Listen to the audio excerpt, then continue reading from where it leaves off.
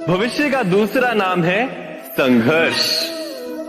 हृदय में आज इच्छा होती है और यदि पूर्ण नहीं हो पाती तो हृदय भविष्य की योजना बनाता है। भविष्य में इच्छा पूर्ण होगी ऐसी कल्पना करता रहता है, किंतु जीवन ना तो भविष्य में है ना अतीत में। जीवन तो इस क्षण का नाम, अर्थात इस क्षण का अनुभव ही जीवन का अनुभव। पर हम ये जानते हुए भी इतना सा सत्य समझ नहीं पाते। या तो हम बीते हुए समय के स्मरणों को घेर कर बैठे रहते हैं, या फिर आने वाले समय के लिए हम योजनाएं बनाते रहते हैं और जीवन जीवन बीत जाता है। एक सत्य यदि हम हृदय में उतार लें कि ना हम भविष्य देख सकते हैं, ना ही भविष्य निर्मित कर सकते हैं, हम तो केवल धैर्य और साहस के साथ भविष्य को आलिंगन दे सकते हैं, स्वागत कर सकते हैं भविष्य का। तो क्या जीवन का हर पल जीवन से नहीं भर जाएगा? स्वयं विचार कीजिए।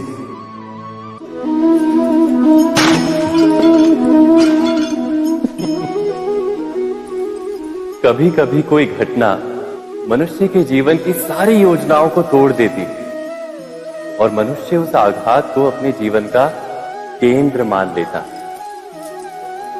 पर क्या भविष्य मनुष्य की योजनाओं के आधार पर निर्मित होते हैं?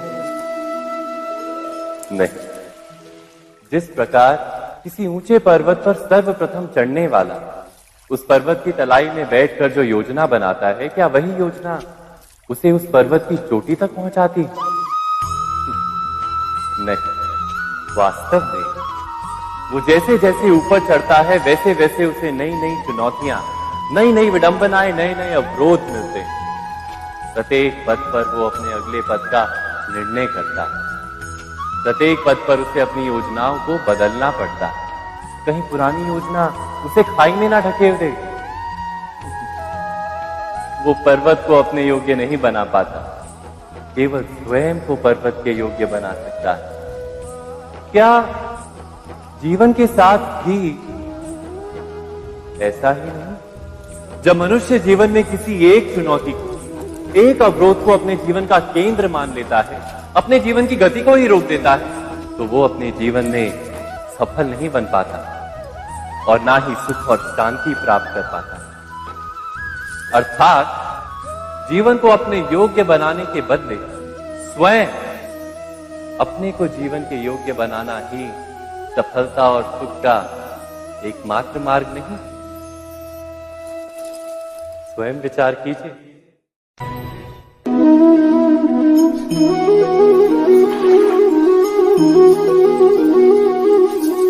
पिता सदा ही अपने संतान के सुख की कामना करते, उनके भविष्य की चिंता करते रहते। इसी कारणवश सदा ही अपने संतानों के भविष्य का मार्ग स्वयं निश्चित करने का प्रयत्न करते रहते।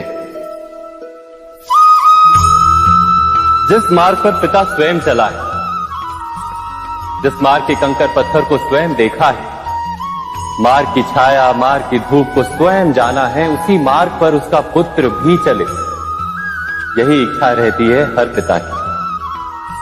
निसंदेह उत्तम भावना है ये, किंतु 3 प्रश्नों के ऊपर विचार करना हम भूल ही जाते हैं। कौन से प्रश्न? प्रथम प्रश्न, क्या समय के साथ प्रत्येक मार्ग बदल नहीं जाते? क्या समय सदा ही नई चुनौतियों को लेकर नहीं आता? तो फिर बीते हुए समय के अनुभव नई पीढ़ी को किस प्रकार लाभ दे सकते हैं? दूसरा प्रश्न, क्या प्रत्येक संतान अपने माता पिता की छवि होता है? हाँ, संतानों को संस्कार तो अवश्य माता पिता देते हैं, किंतु भीतर की क्षमता तो ईश्वर देते हैं। तो जिस मार्ग पर पिता को सफलता मिली है, विश्वास है कि उसी मार्ग पर उसकी संतानों को भी सफलता और सुख प्राप्त होगा। तीसरा प्रश्न, क्या जीवन के संघर्ष और चुनौतियां लाभकारी नहीं होती? क्या प्रत्येक नया प्रश्न एक नए उत्तर का द्वार नहीं खोलता? तो फिर संतानों को नए नए प्रश्नों, संघर्षों और चुनौतियों से दूर रखना, ये उनके लिए लाभ करना कहलाएगा या हानि पहुंचाना?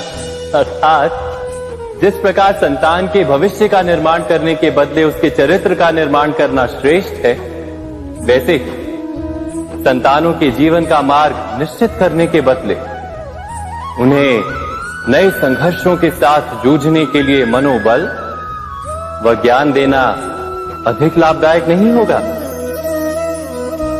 स्वयं विचार कीजिए।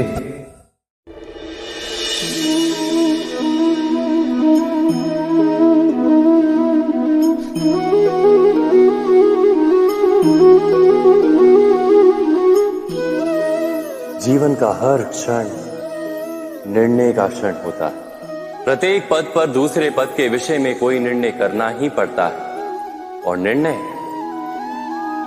निर्णय अपना प्रभाव छोड़ जाता है। आज किए गए निर्णय भविष्य में सुख अथवा दुख निर्मित करते हैं, ना केवल अपने लिए, अपने परिवार के लिए, आने वाली पीढ़ियों के लिए भी।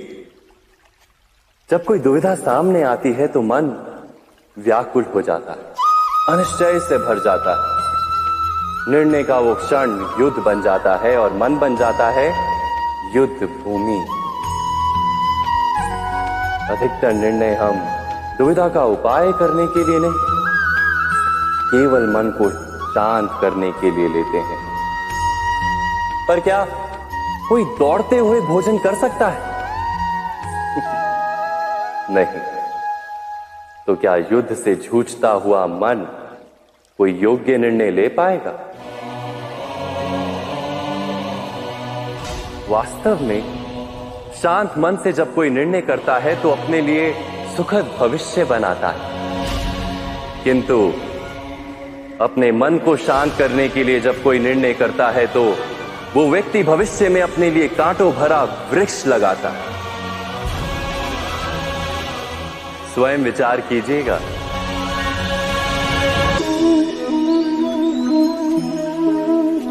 सबके जीवन में ऐसा प्रसंग अवश्य आता है कि सत्य कहने का निश्चय होता है हृदय में, किंतु मुख से सत्य निकल नहीं पाता। कोई भय मन को घेर लेता है। किसी घटना अथवा प्रसंग के बारे में बात करना या फिर स्वयं से कोई भूल हो जाए उसके बारे में कुछ बोलना, क्या ये सत्य है? नहीं, ये तो केवल तथ्य है। अर्थात जैसा हुआ था वैसा केवल बोल देना सामान्य सी बात है। किंतु कभी कभी उस तथ्य को बोलते हुए भी भय लगता है। कदाचित किसी दूसरे की भावनाओं का विचार आता है मन, दूसरे को दुख होगा ये भय भी शब्दों को रोकता है। तो ये सत्य क्या है? क्या हमने कभी विचार किया है? जब भय रहते हुए भी कोई तथ्य बोलता है तो वो सत्य कहलाता है। वास्तव में सत्य कुछ और नहीं, केवल निर्भयता का दूसरा नाम है। और निर्भय होने का कोई समय नहीं होता, क्योंकि निर्भयता आत्मा का स्वभाव है। अर्थात क्या प्रत्येक क्षण सत्य बोलने का क्षण नहीं होता?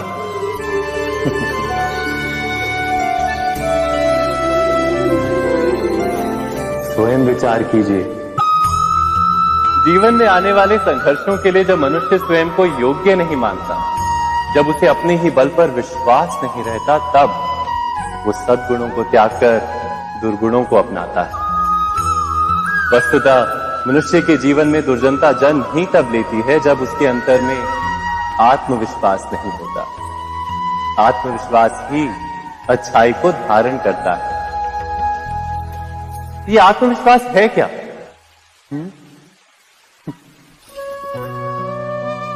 जब मनुष्य ये मानता है कि जीवन का संघर्ष उसे दुर्बल बनाता है, तो उसे अपने ऊपर विश्वास नहीं रहता।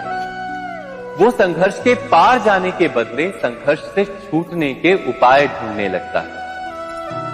किंतु जब वो ये समझता है कि ये संघर्ष उसे अधिक शक्तिशाली बनाते हैं, ठीक जैसे व्यायाम करने से देह की शक्ति बढ़ती है, तो प्रत्येक संघर्ष के साथ उसका उत्साह बढ़ता है।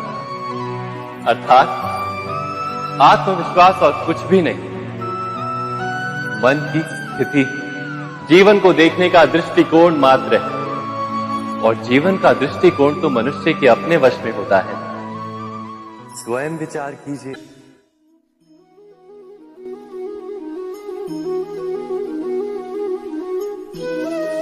ज्ञान प्राप्ति सदा ही समर्पण से होती है, ये हम सब जानते हैं। किंतु समर्पण का वास्तविक महत्व क्या है? क्या हमने कभी विचार किया? मनुष्य का मन सदा ही ज्ञान प्राप्ति में विभिन्न बाधाओं को उत्पन्न करता है। कभी किसी अन्य विद्यार्थी से ईर्ष्या हो जाती है, कभी पढ़ाए हुए पाठों पर संदेह जमता है, और कभी गुरु द्वारा दिया गया दंड मन को अहंकार से भर देता है। नहीं, क्या ऐसा नहीं होता? न जाने कैसे कैसे विचार मन को भटकाते हैं, और मन की इसी अयोग्य स्थिति के कारण हम ज्ञान प्राप्त नहीं कर पाते। मन की योग्य स्थिति केवल समर्पण से निर्मित होती है। समर्पण मनुष्य के अहंकार का नाश करता है, ईर्ष्या, महत्वाकांक्षा आदि भावनाओं को दूर कर हृदय को शांत करता है और मन को एकाग्र करता है। वास्तव में ईश्वर की सृष्टि में ना ज्ञान की मर्यादा है, ना ज्ञानियों की। गुरु दत्तात्रेय ने तो गाय और श्वान से भी ज्ञान प्राप्त कर लिया था। अर्थात विषय ब्रह्म ज्ञान का हो, या जीवन के ज्ञान का, या गुरुकुल में प्राप्त होने वाले ज्ञान का, उसकी प्राप्ति के लिए गुरु से अधिक महत्व है उस गुरु के प्रति हमारा समर्पण। क्या यह सत्य नहीं? स्वयं विचार